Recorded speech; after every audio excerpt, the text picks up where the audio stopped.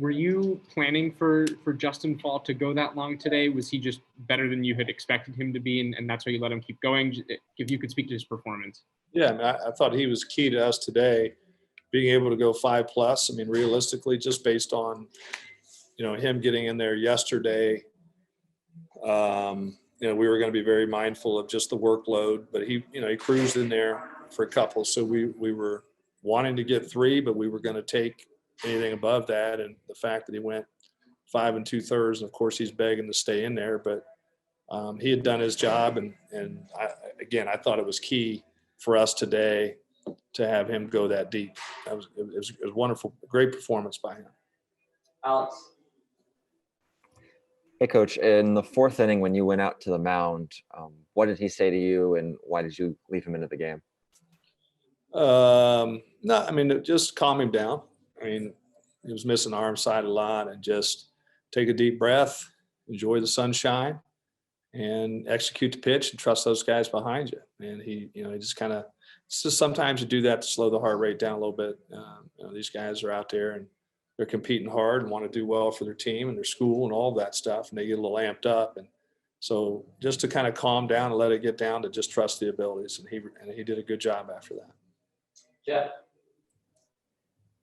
You're a month in now, and you've overcome a lot of adversity, and you're putting up what looks like a pretty reputable product out on the field. How would you evaluate where you're at now, a month into the season?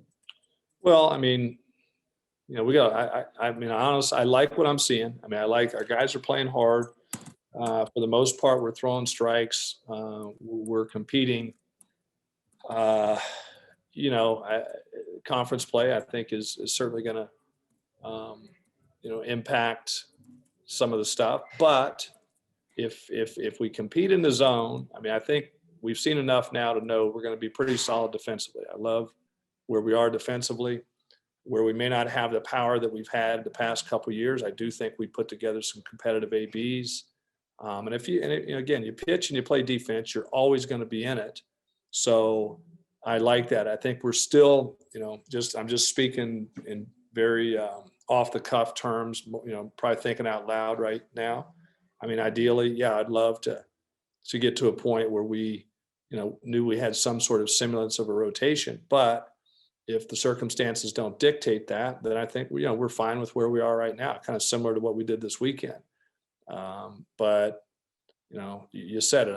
I like the way we're playing the game of baseball. And if you do that enough consistently and make teams earn every 90 feet, and you play catch and you take care of it, you're going to be in a position to win. And up to this point in the season, we've done a pretty good job of getting a W. Jacob. Does Justin's performance today kind of put him in line to potentially be one of those guys who enters a rotation if you are able to kind of build one back out?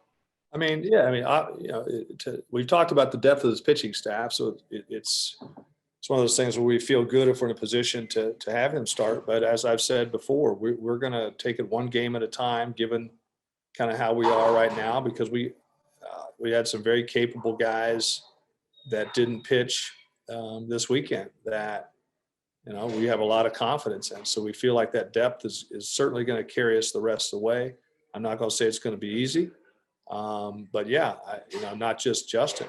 I think there's other guys that could even assume that role, but he did exactly what he was supposed to do over this weekend, which we talked yesterday. Get us an out. If we need a high leverage out, get us an out. We'll still start you on Sunday, and you go as far as you can. If we get 3 out of you, great. If we get 5, awesome. And today we got 5 2/3.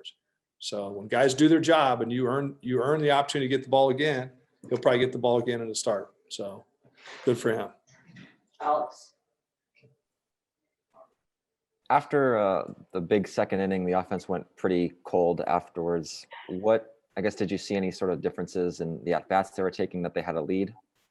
Yeah, that's a good observation. I mean, I'd say one of the downsides takeaway for me is, I thought we kind of lost a little bit of focus, gave some at-bats. Well, I wouldn't say gave away, just weren't as competitive in some of the at-bats in the middle part of that game. And when you're talking about advancing into conference play, that's where we're going to have to be better, because you can't let teams hang around.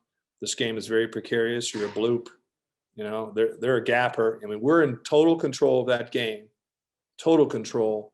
But they hit a gapper there in that last inning. It's anybody's ball game at that point. You potentially lose. So the whole idea of teaching a young team, every out counts, every at bat counts, and making sure that you have maximum concentration, maximum focus, and energy for the entire game. And yeah, I thought we cruised a little bit in there, and that's unacceptable, and we'll work on it. Jack. Hey, Coach, since you guys learned that you're going to be without Cooper and Boyd for the remainder of the year, the pitching staff has allowed just 10 runs over the next 6 games. I know you've talked about how you're confident in the depth of the staff, but did you see them being this good this early? Well, I mean, yes and no. I mean, you never know until but we knew we had capable guys. We just haven't seen them in a competitive situation up to this point. So we knew they were in there, but until you see it actually in the game, you really don't know what you have. So not surprised, honestly, just because the guys have the ability to get it done. And is it going to, I don't want to say easy, that's not the right word, but, you know, there's going to be challenges ahead.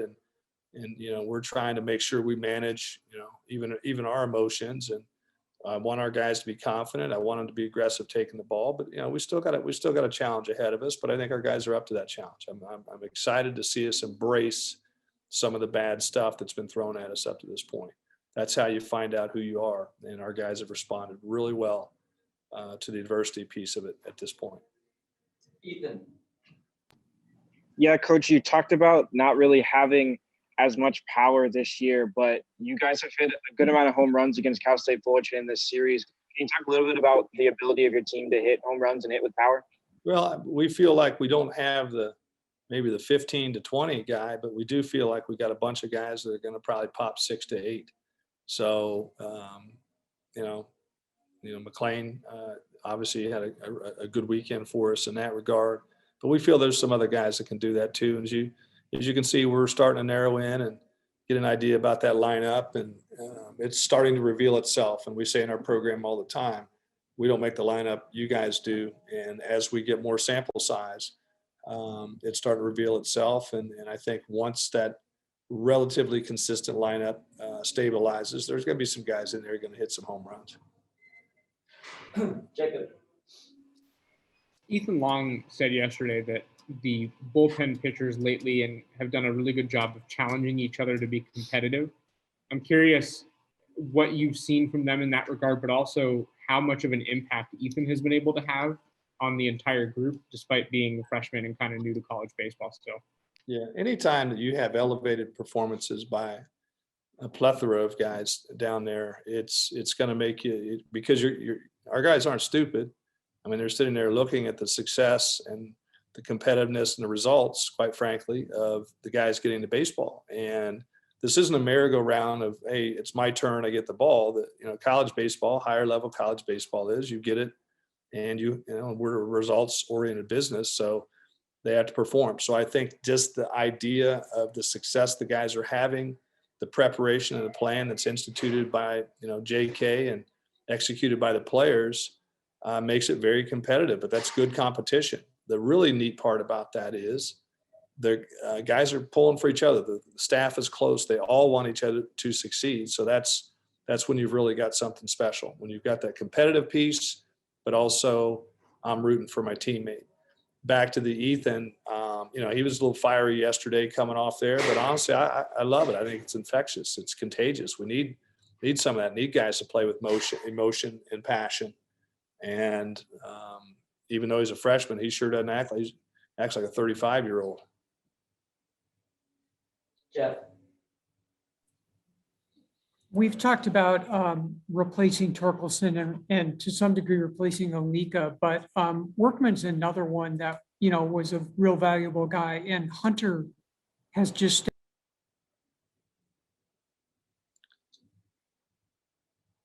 I lost Jeff. You're on mute.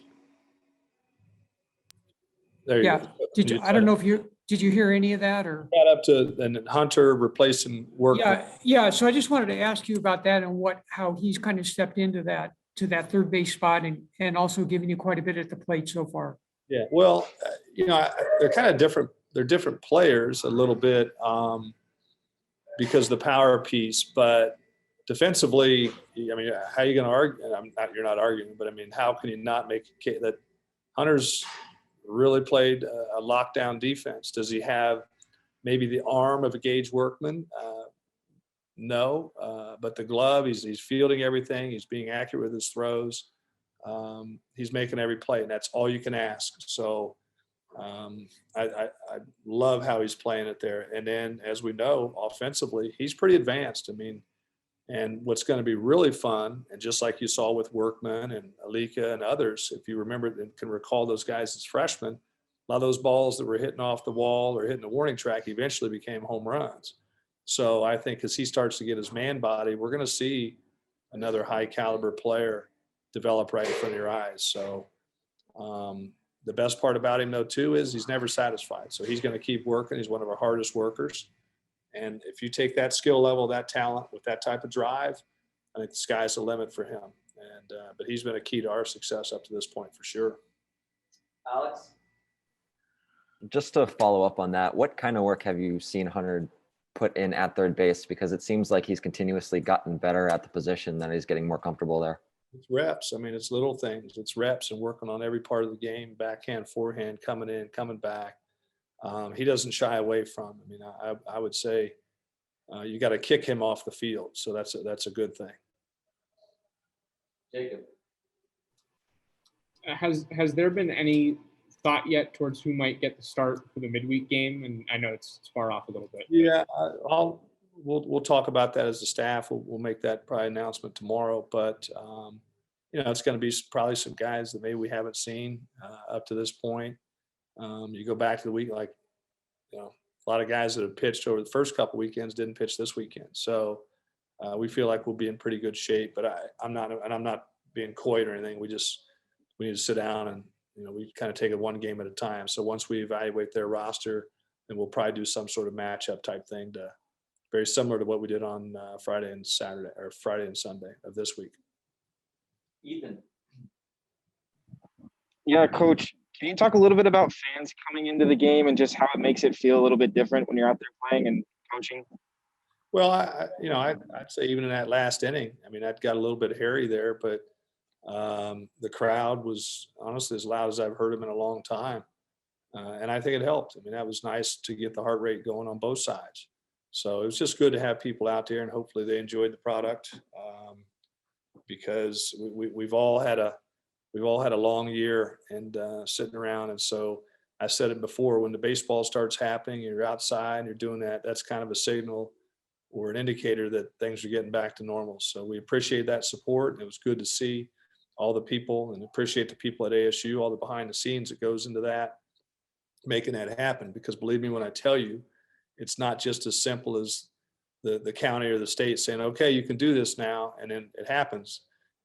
There's been tons of planning, tons of behind the scenes with a lot of folks at ASU to make that happen. So, you know, appreciate all of their efforts and appreciate the fans that took the time to come out and watch us.